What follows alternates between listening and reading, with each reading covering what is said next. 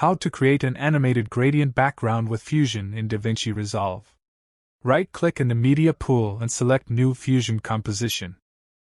Double-click on the composition to open it on the Fusion page. Add a background node and attach it to the media out. Select the background node and in the inspector, change the type to gradient. Now click on the first triangle and change the color to another color. Click on the second triangle and change its color. Now add a transform node after the background node. Select the transform node and in the inspector, change edges to mirror.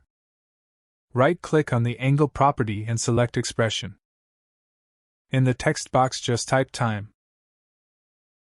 And now we have this animated background.